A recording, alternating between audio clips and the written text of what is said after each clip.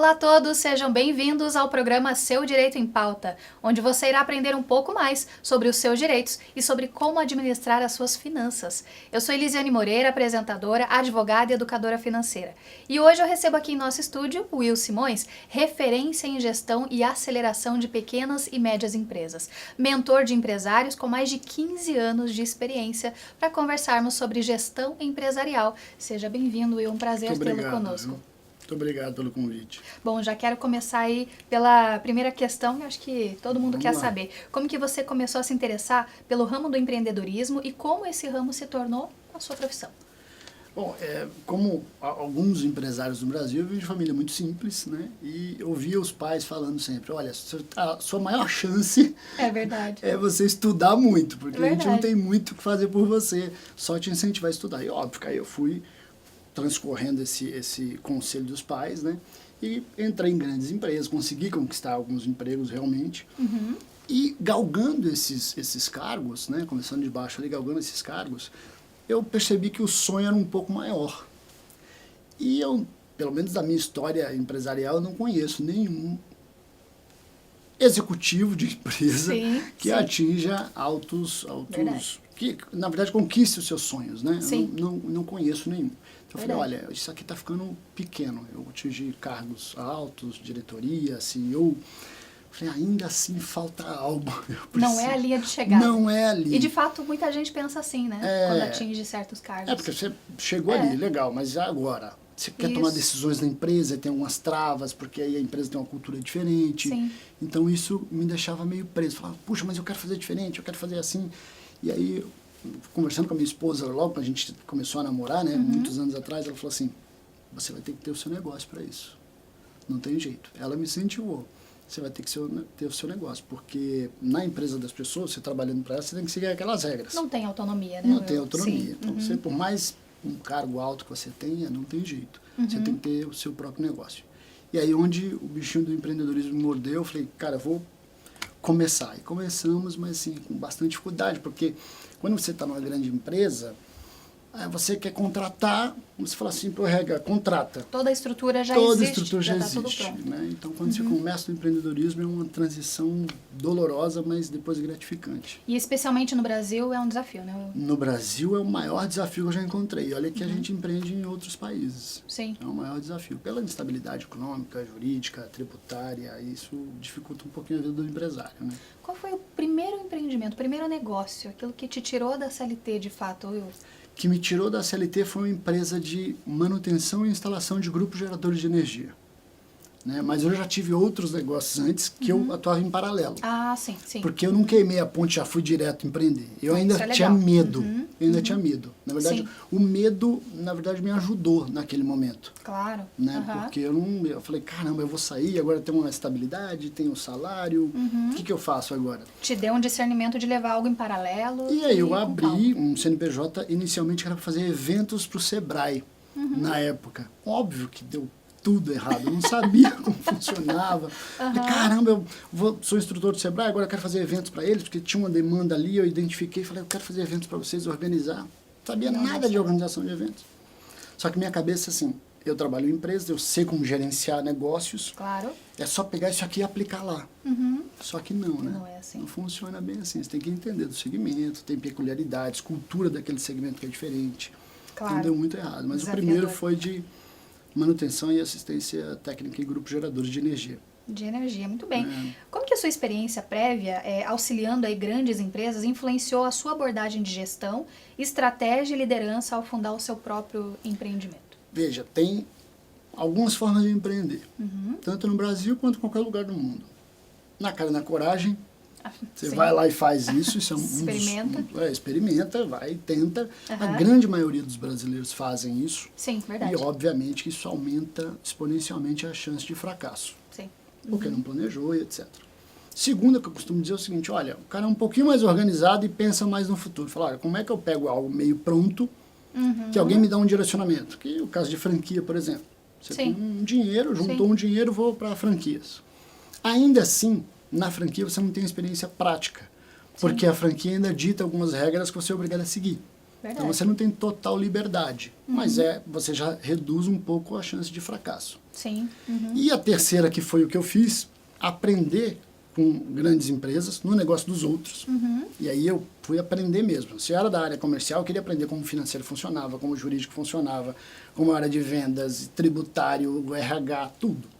Porque eu sempre pensava em ter o meu próprio negócio. Claro. Então, sim. quando você tem o seu próprio negócio, você não tem área. É você. Empreendedor não tem área. Olha, eu verdade. sou especialista comercial. Então, você começa a se juntar com gente boa do financeiro, do tributário e tal. Mas você precisa entender. Não tem muito isso. Eu sou só comercial, eu sou só vendas. Sim. Essa terceira parte, para mim, é a mais segura. Que você aprende como o negócio funciona na prática, com o dinheiro dos outros, com os erros dos outros, você pode errar ali, Sim. né? E aí montar o seu negócio. Então, Perfeito. esse foi o caminho que eu segui. Eu achei mais Sim. seguro para mim, eu já conhecia muito de grandes empresas, tive essa carreira um pouco mais longa e consegui conquistar alguns cargos altos, e usei essa experiência para empreender. E talvez até esse momento de transição seja importante realmente para quem está pensando, o telespectador, em começar a empreender e talvez esteja trabalhando, pensa, poxa, eu preciso já de uma divisão aqui, né? Eu preciso parar de trabalhar e preciso empreender, e talvez você possa levar numa transição e isso seja mais sábio, né? Talvez esse não é o melhor caminho, porque quando você está numa empresa que ela já está constituída, muita gente não sabe da história que a empresa tem para chegar até ali. Sim. Ah, vou sair daqui e já vou construir o meu negócio. Olha, se prepara principalmente emocionalmente, porque o emocional vai contar mais. Sim, vai determinar talvez o sucesso até, determina, porque você não tem toda a estrutura num negócio novo que uma empresa, às vezes, de 10, 20, 30 anos tem. Já tem, perfeito. Quais foram os principais desafios que você enfrentou durante a transição de trabalhar para grandes empresas e para então se tornar um empresário aí de sucesso? Como que você superou esses desafios? O principal desafio foi emocional e psicológico. Por quê? Porque você está acostumado a ter uma segurança, você está acostumado, por exemplo, a ter uma estrutura. E quando você sai e tem o teu negócio, você olha e fala, tudo bem, agora eu quero contratar. Deixa eu chamar a diretora de RH. Mas não tem. Vou chamar o CFO para a gente falar de planejamento financeiro. Estratégico. Então, não tem. Não tem. Se tiver, tem meia dúzia de gato pingado ali que topou começar um negócio contigo. Isso. Se tiver. Então você descobre emocionalmente que aquilo é pesado, porque o cansaço físico, você dorme, descansa e está tudo bem.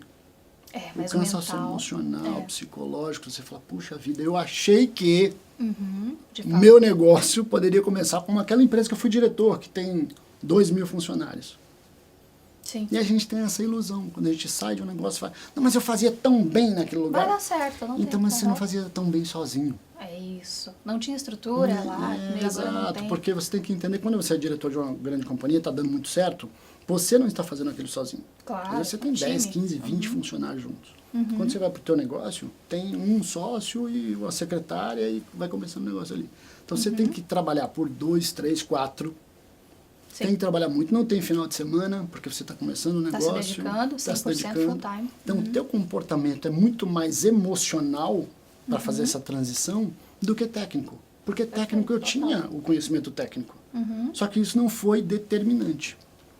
Não foi, porque eu poderia contratar alguém com conhecimento técnico. Agora, o conhecimento emocional, psicológico, né? O negócio é seu, a responsabilidade de exato, dar certo é sua. Esse é o principal desafio. Muitas pessoas dizem que nada grande se constrói sozinho, né? Nada grande se constrói sozinho. Mas, de fato, para você começar algo grande, você começa sozinho. E talvez as pessoas não vejam esse começo realmente, né? Tem um referencial de uma grande empresa ou um grande empresário, mas não viram o começo. E o começo é solitário, né? Exato, é solitário e sofrido mesmo, como qualquer outro negócio, né? E detalhe, não é só o Brasil. O Brasil é um desafio um pouco maior.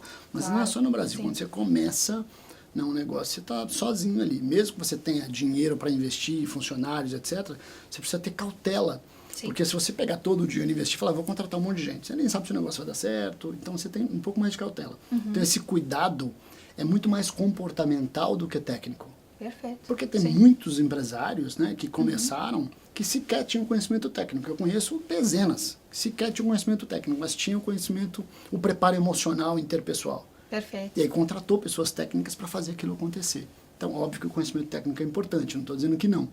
Mas ele não é preponderante para o sucesso de um negócio, isso eu posso garantir. Perfeito. E hoje você atua em segmentos distintos, diferentes, né? Você conseguiria listar, você seleciona por qual critério, onde eu vou entrar, onde não, setores mais perenes ou não, setores que têm uma tendência maior de crescimento. Como que você faz essa avaliação e seleciona os setores que você quer estar?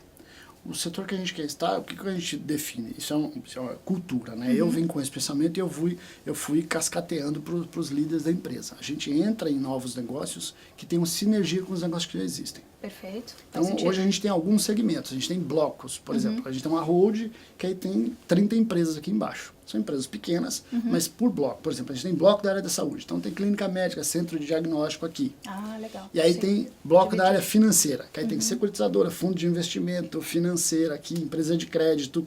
Só que por que a gente montou? Porque a gente viu uma necessidade de atender nas empresas. Exato. Perfeito. E aí a gente acaba atendendo o ecossistema inteiro e também o mercado. Então, como que a gente define um novo negócio ou um novo segmento que a gente vai entrar? Tem que ter sinergia com o que já tem. Precisa fazer sentido com o que já existe, já está rodando. Para depois a gente ir para o mercado. Claro que isso é agora que está um pouco mais maduro o negócio, a gente consegue ter essa cautela. Falar, não, peraí, atende o nosso ecossistema? Atende, legal. Então, a gente vai atender o nosso ecossistema e a gente vai se preparar para atender o mercado. A gente testa dentro de casa primeiro e depois vai para o mercado. Então, a gente tem essa facilidade com o ecossistema que a gente tem. Perfeito. E hoje se fala muito em equity. E você ter um equity. Então, por exemplo, um influenciador começa e ele começa o seu negócio ali, mas a linha de chegada dele talvez seja esse sistema de equity.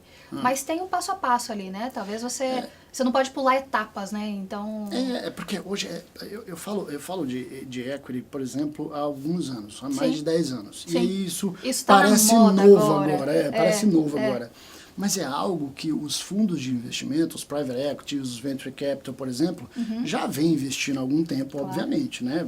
Muito mais de 50 anos isso no Brasil, porque hoje é M&A, equity, as pessoas falam sobre isso. Mas antes era assim, olha, o concorrente é pequeno, está crescendo demais, eu vou absorver esse cara. Nada mais é do que isso. É compra das empresas para poder estruturar e fica mais econômico, porque o concorrente é pequeno e eu vou usar toda a minha estrutura, demito metade das pessoas e faço muito melhor com o time que ele tem. Então, nada mais é do que isso. É o trivial, o tradicional. Mas as pessoas colocaram mais romântico hoje essa questão de equity. Então, é algo que você precisa construir. Porque equity você traz o valor da empresa lá do futuro para o presente e vende para alguém, por exemplo. Essa é a intenção. Entendi. Porque o caminho da empresa é, ou você vai quebrar ou você vai vender. Isso, no fim das contas no fim das contas é isso. Não existe empresa mais de 100 anos, 150 anos como existia atrás. Algum tempo atrás. Né? Então, você prepara a empresa, né? enfeita a noiva, perdão pela linguagem aqui, mas enfeita a noiva para ela seguir o caminho e vender para alguém que sabe fazer melhor que você, que tem interesse em expandir aquele negócio. Perfeito. Olha, eu sei que você também está adorando a conversa. Eu também estou curiosa sobre vários pontos que a gente ainda tem para falar. Inclusive, a repórter Isabelle Almeida tem informações e dados muito interessantes aí sobre esse mesmo assunto e já é no próximo bloco. O programa Seu Direito em Pauta volta já.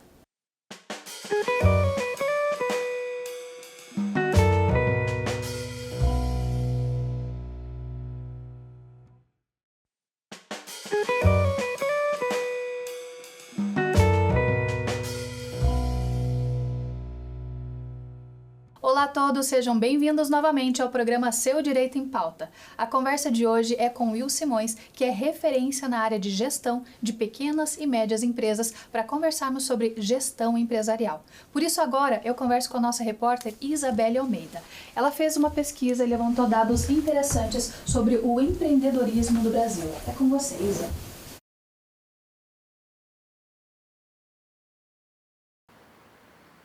Olá, Elisiane, e a todos que nos acompanham aqui no programa Seu Direito em Pauta.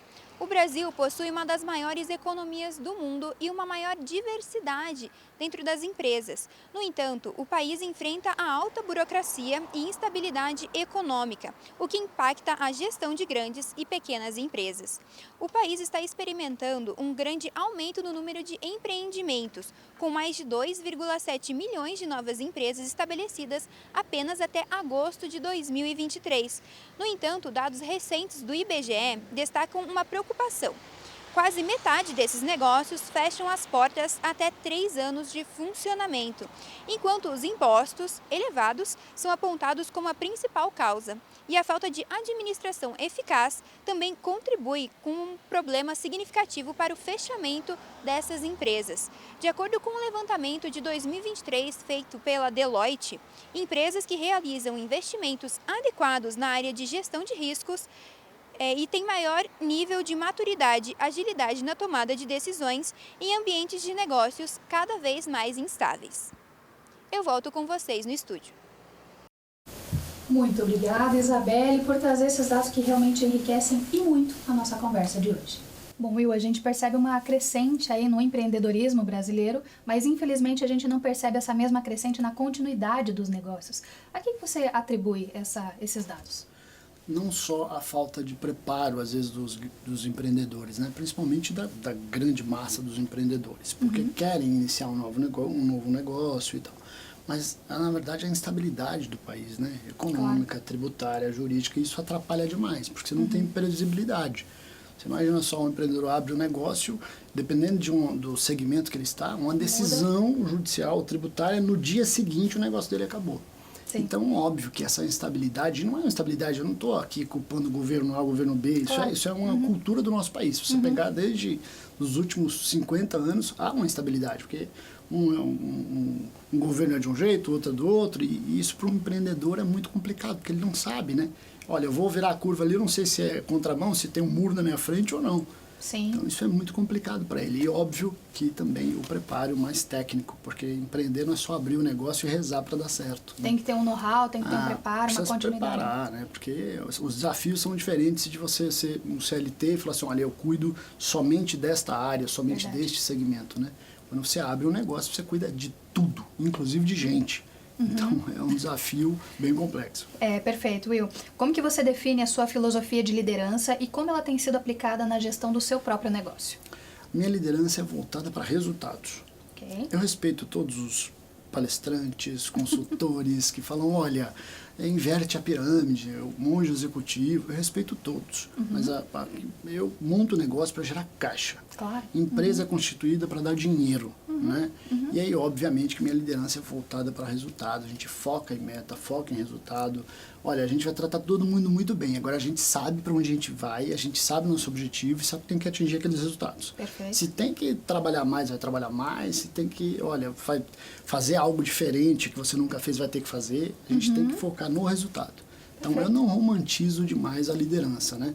Há uma romantização da liderança nos últimos tempos. Mudou, exatamente, isso eu ia questionar. Olha, realmente tem mudado essa até abordagem funcionário, questão da hierarquia, né? Exato. Como que você enxerga isso? Eu acredito que quando você romantiza, você tem esses dados que a gente acabou de ver. Olha, mais de 60% das empresas quebram nos primeiros 2 anos de vida. Porque é romântico demais, né? A gente vê pessoas falando, às vezes nem tem uma empresa, e falando de liderança, de cultura empresarial. Cultura empresarial é, gente, vocês estão junto comigo? Vocês estão aqui, entre aspas, né, dedicando o tempo de vocês, o conhecimento de vocês. Nós temos um objetivo, é aquele. Para a gente atingir aquele objetivo, nós temos vários outros sub-objetivos aqui. Perfeito. Tá? E a gente tem que focar ali. Agora, olha, agora preciso... A empresa, todo mundo precisa vestir azul para isso. Olha, tem que pintar a parede de amarelo. Eu não trabalho dessa maneira. Meu estilo de liderança é focado em resultados. A gente precisa atingir metas. Perfeito. E essa objetividade é o que tem se provado eficiente nos seus negócios, né? A gente não enfeita muito nem vai no romantismo, não. Todo mundo já sabe o que tem que fazer e vamos junto. Aí a gente ajuda essas pessoas, obviamente, que é o papel do líder, né? Ajudar essas pessoas no nosso time a alcançar aquele objetivo junto. É o objetivo mais valioso, né, Will? Ninguém faz nada grandioso Sem realmente gente, sozinho, né? Empresa não é nada. Não existe. Um computador não vale nada, prédio não vale nada, gente. Perfeito. Quais estratégias específicas você implementou para garantir o crescimento sustentável da sua empresa, considerando sua experiência anterior em empresas de grande porte? Uma estratégia quase que única, mas ela vem se cascateando em todos os outros departamentos. Chama-se cultura da experimentação. Todo mundo da minha equipe já sabe quando eu falo sobre isso. Tem uma ideia, tem um projeto novo, executa, faz, com os mínimos de cuidado, obviamente, mas executa. O problema é que assim, a gente está acostumado a ir para a faculdade 20 anos atrás, falar, vou fazer um planejamento estratégico para 15 anos, 20 anos. Não tem mais esse tipo de manobra no país, não dá. As Sim. coisas mudam diariamente. Então, eu quero tatuar no braço, cultura da experimentação. Tem um projeto, tem uma ideia, executa, faz. Deu errado, volta, corrige. Dá certo, não dá, joga fora e vai para outra. Então, é a cultura da experimentação. A principal estratégia de liderança minha é cultura da experimentação. Ainda que seja para testar um mínimo viável ali, Exato. mas você vai para a prática. Tem que ir para a prática, porque senão Sim. fica muito na teoria. E aí as coisas não acontecem. E quando não acontece, por exemplo, num país como o nosso, que muda as coisas diariamente, Sim. você perdeu o timing. Já Sim. aconteceu comigo. Eu já sofri muito sobre isso. Ter uma ideia maravilhosa, fiquei planejando, montando um planejamento estratégico de 5 anos. 6 meses depois, minha esposa é minha sócia de vida e nos negócios. 6 meses depois, um concorrente montou um negócio muito melhor que o nosso. E o nosso ainda faltava 4 meses para lançar. Porque precisava elaborar o Sim. sistema e etc. Sim. E montou um negócio muito melhor que o nosso. Ganhou todo o mercado, a gente ficou como segundo, não conseguiu ganhar nem 10% do que a gente queria. Por Por talvez quê? um preciosismo, um perfeccionismo Exato, que impediu de começar antes. Não é de que ir você pra não prática. tem que planejar e organizar o teu Claro, negócio, mas claro. o poder de execução, a gente perdeu isso. Um ritmo, um dinamismo é Exato, fundamental. é fundamental. Perfeito. Bom, como que a sua experiência internacional como investidor e conselheiro de empresas influenciou aí sua visão sobre oportunidades de negócios no mercado brasileiro? Justamente a cultura da experimentação. Perfeito, Eu lá aprendi fora. lá, porque a pessoa não fica, sabe, lapidando demais Sim. para poder executar. Tem uma ideia, organiza, fala, vamos testar. Que o conceito de MVP, que é o mínimo produto isso, viável, MVP. veio de lá. Então você montou um MVP, cara, testa. Deu errado, eles não ficam sofrendo por isso, né? Volta, vai pra Eu falo próxima. eles assim, mas é que a gente tem negócio em Luxemburgo e Mercado tem negócio nos Estados Unidos. Aham. Principalmente o americano. Dá errado, tá bom, ele vira, monta outro negócio e vai. É mais desapegado, É talvez mais as pessoas desapegado. tenham um apreço muito grande, isso atrapalha o Atrapalha dinamismo, demais. o resultado. Atrapalha demais. O brasileiro foi excelente esse ponto que você levantou, se me permite um parênteses, porque o brasileiro ele é tão apaixonado pelo negócio que quando você vai falar, quando ele fala assim, quantos anos tem a sua empresa? 20, está na hora de vender. E eu, É uma como ofensa assim, pra ele. vender a minha empresa? Eu falo, cara, se você não vender, vai quebrar. Ou você vai ter que fazer uma sucessão. Sim, sim. Ah, não, sim, sucessão não dá, porque os filhos não querem, já tem uns negócios. Então, você vai fazer o que com essa empresa? E você começa a estimular isso, provocar, e o empresário ele fica se mexendo na cadeira, resistente. falando, o que eu faço agora? Ele não sabe responder. Então é muito apegado, né? Então essa questão nos outros países mais desenvolvidos não tem essa maturidade, né? Essa emoção que muitas vezes é um motivador para ele começar o negócio, mas que atrapalha no meio do caminho para ele dar continuidade e encaminhar ou direcionar ela para aquilo que precisa. Em algum momento da vida ele vai ter que fazer isso. Exato, a paixão é importante, Isso, né? Olha, isso. para você ter o gás para começar o teu business. Mas o excesso dela O para te deixar excesso pegado. dela, vai acabar te atrapalhando, porque você vai ficar com ele e pode morrer abraçado, né? Verdade, Esse é o verdade. problema. E não se leva a nada daqui, nem negócios. Exato. Quais são as principais diferenças, Will, que você identifica entre as práticas de gestão e investimento em empresas brasileiras em comparação com aquelas em outros países? Acho que já falamos um pouquinho, mas tem outras diferenças aí sobre esses negócios aqui e no exterior? Tem o comportamento, por exemplo, vamos usar o queridinho, né? Os Estados Unidos, todo mundo Sim. fala sempre mais dele, mas tem outros países maravilhosos para empreender.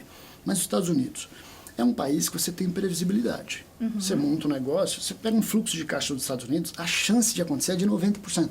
Sim. De 90%. Caramba. Porque o dólar não vai sair de 5 para 2,5 amanhã.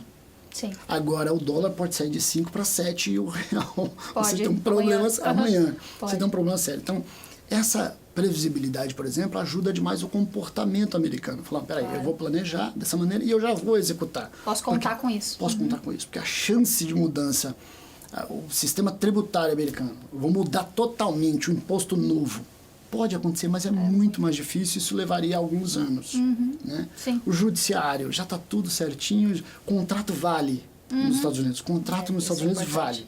vale. Assinou o contrato, você vai, se o cara te executar, vai ser julgado, sim, o contrato. Segundo o contrato. Né? Aqui é um pouco mais difícil, porque tem as interpretações, aí Sim. tem as manobras, enfim. Né? Você como jurista também sabe disso. Sim. É, um pouco mais difícil. instável, né? Isso para o empresário é fundamental, essa Então, estabilidade. trazer essa previsibilidade, por exemplo, esse preparo para cá, óbvio que facilita as Claro. empresas. Porque você muda o teu comportamento Sim, como de empresário acordo. de acordo com o desafio do teu negócio. Você traz essa experiência de lá para cá. Claro. Tem que trazer o que é bom, né? Sim, com Isso certeza. ajuda. Os fundos de investimentos grandes do Brasil, que estão instalados no Brasil, começam a investir lá fora. Ah, sim, Eles sim, ganham sim. menos, mas é mais seguro. Claro, Se um fundo claro. de investimento ganha aqui, por exemplo, vai investir 100 milhões de dólares num negócio, 100 milhões de reais num negócio, a chance dele ganhar 15% ao ano é X. Ele prefere pegar esses 100 milhões, por exemplo, investir lá fora e ganhar 7. Por conta Porque da lá o segurança. 7 é 7. Aqui o 15 pode virar 2 ou negativo. Ou corroer. Claro. Então, Sim. óbvio que aí a gente tem esses contatos lá fora, a gente traz esse mundo, né, da previsão para dentro do negócio que eu estou aconselhando e falo para o fundo, olha, ao invés de você investir lá fora, investe aqui que a gente está organizando desta maneira para ter um pouco mais de previsibilidade. Bom, Will, para a gente finalizar, quais conselhos então você daria para outros profissionais, até futuros empreendedores que estão considerando aí essa transição do mundo corporativo para o mundo empresarial? Eu diria que primeiro tem que aprender muito onde você está. Não fica focado no seu departamento. Porque quando você fizer essa transição, sair da empresa, onde você é funcionário, para empreender, você não vai ter departamento. Se você não aprender os outros departamentos, que é o famoso job rotation, que você faz um job rotation, pede isso para o RH, vê se é possível, para você aprender sobre toda a empresa, o ciclo de toda a empresa.